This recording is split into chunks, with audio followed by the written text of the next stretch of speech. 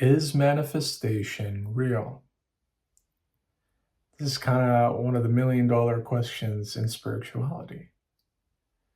Because if you go right now on YouTube and you type in manifestation, or you type in the law of attraction, or the secret, or any other related term, you'll come up with thousands of different entries, thousands of different videos. And it's a topic that has definitely gained a lot more traction, probably over the last 2 decades than perhaps any other time in history. Because we're naturally gravitated to this notion that we can will something into existence. We can will a new relationship. We can will a new car.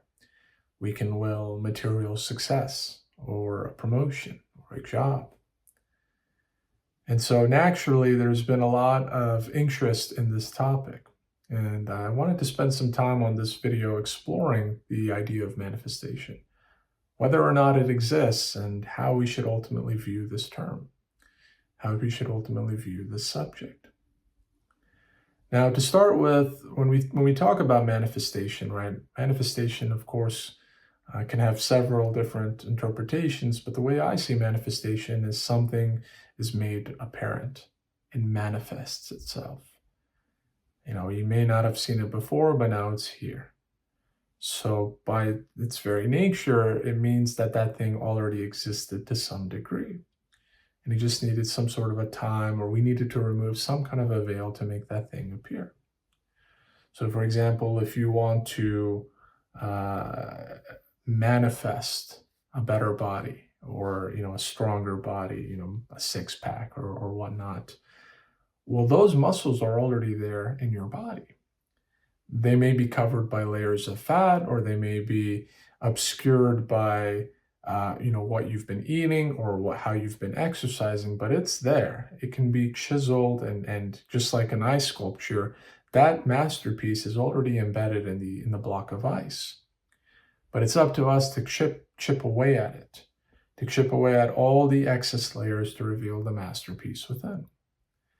And the same is true with manifestation. Manifestation does exist. I do believe it is real, but perhaps not in the way that many of us think of manifestation.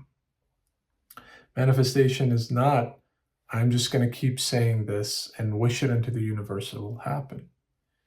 Manifestation requires an element of effort. It requires an element of work.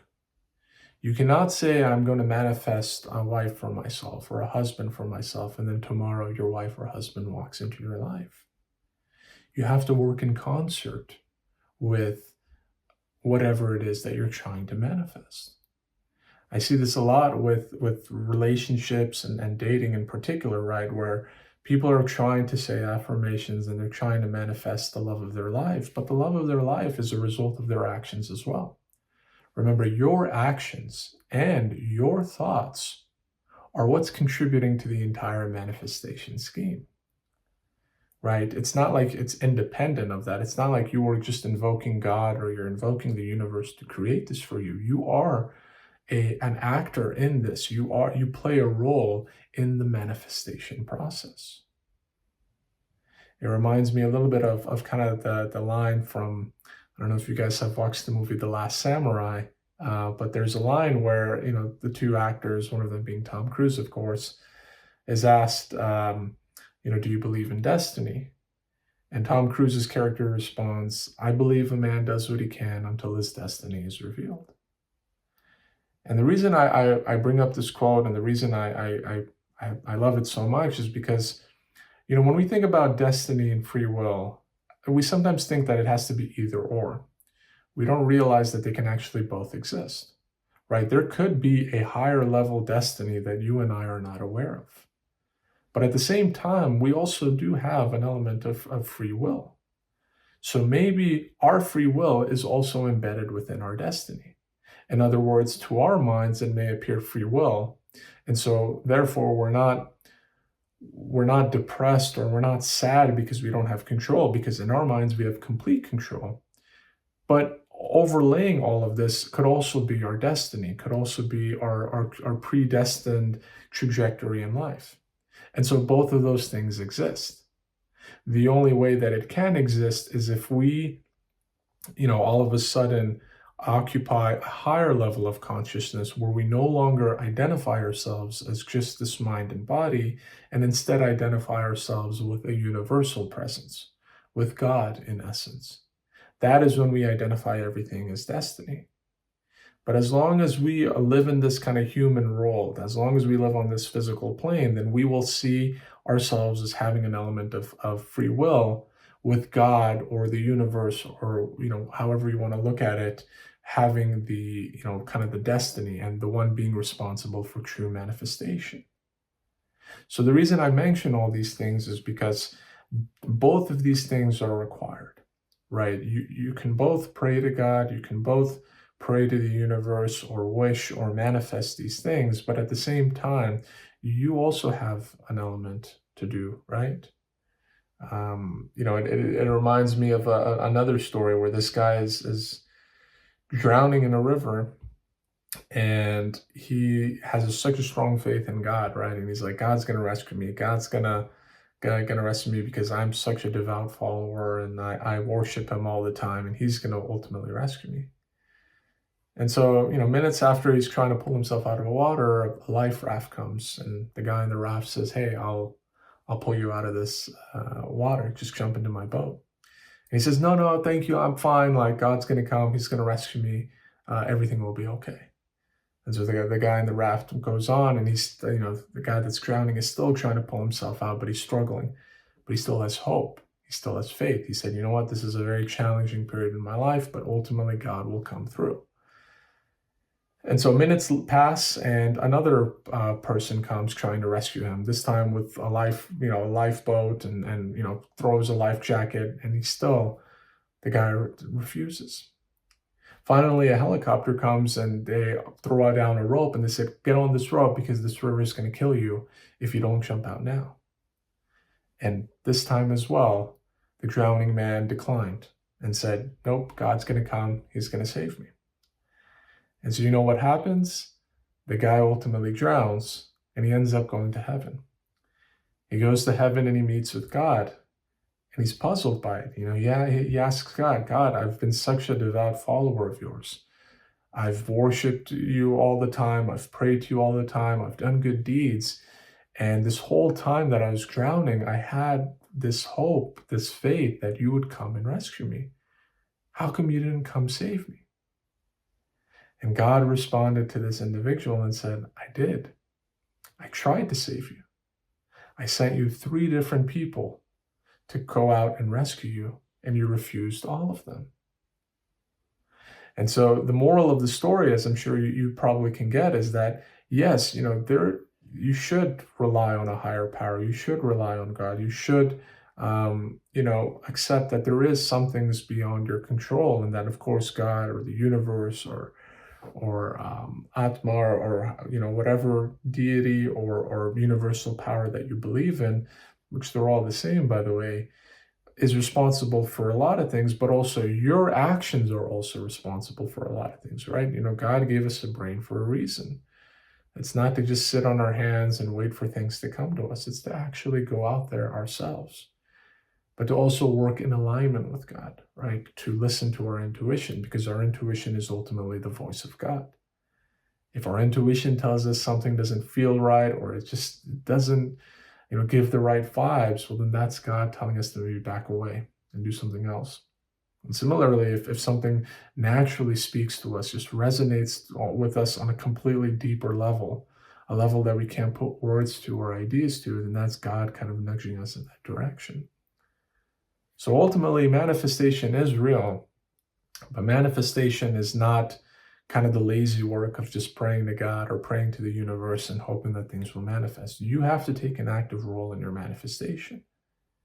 So if you want that promotion, you can manifest it. You can write it in your, it reminds me of a time, a few years back when I was trying to get this job.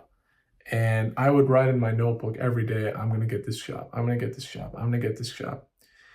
I was manifesting, right? I was trying to kind of, the law of attraction, will it, keep thinking it, keep believing it, and it will happen. But guess what? Me writing in that notebook every single day for 3 months, it made it so that I was so motivated that I would do anything I could to differentiate myself from all of the other candidates. And so I went a step further. I researched their competitors. I put together a project for them. I went the extra mile to get that job. And apparently, my employers at that time noticed the difference, and they were impressed by it. And I got the job, but the moral of the story was you manifest, but then you also co-create. You co-create with God. The other thing that I wanted to talk about manifestation is that manifestation, and I know Eckhart Tolle talks a lot about this, and I love him for that. He's such a great teacher and influence in my life, and we are all so blessed to have him. But one of the things that I've been encountering in some of his teachings lately, and I wanted to spend a moment or two to talk about on this video, is that manifestation, while it can be great, should not pull us so far away from the present that we're just stuck in the future all the time, right? There is a balance between manifesting and being focused on the future and also being grounded in the present. Because naturally, the art of manifestation requires us to project into the future, right? If something's already there, you don't need to manifest it. It's already there. You only manifest things that are not there or that are not apparent and that can be acquired in the future. So a lot of the times when we do practice manifestation, we are so fixated on the future that we lose sight of the present. We lose sight of what is actually happening now. And that's a very dangerous place to be, because if we're just always focused on manifesting, acquiring future, then that chain never ends.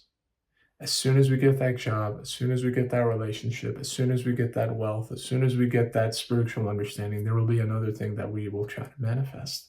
And so there will never be an end to it.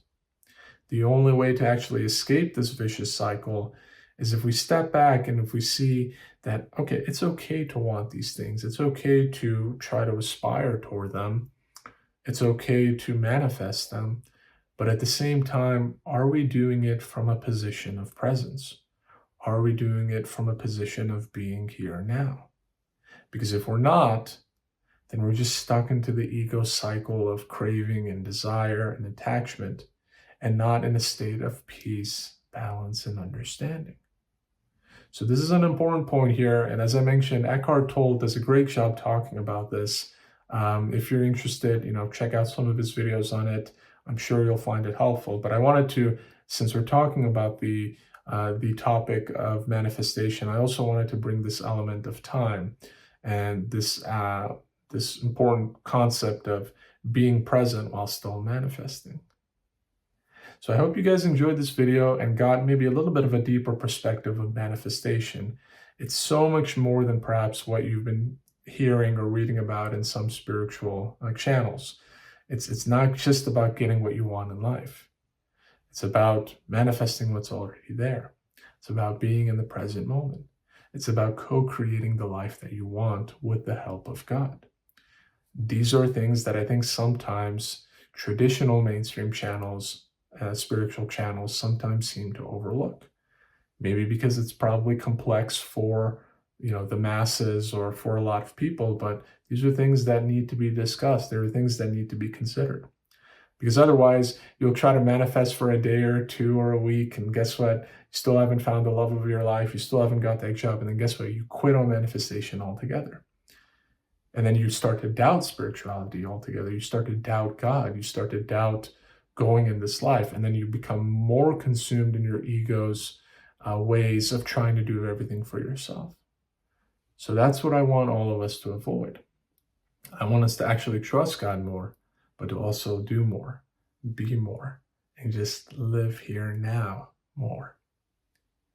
So I hope this all made sense. I know it was a lot. I probably could do another video on it, but let me know what your thoughts were. I'm always curious to hear kind of what you guys think of these, if these topics are relevant. If you're interested in some other topics that perhaps I'm not covering, I'm also interested in hearing that as well. It will definitely help me as I craft new videos. But ultimately, I really appreciate all the support. If you like the videos, please consider becoming a subscriber. I'm sure you'll love some of the other content here as well. But I'll leave you with an appreciation for watching this video. I know it's sometimes not easy, and I look forward to seeing you next time.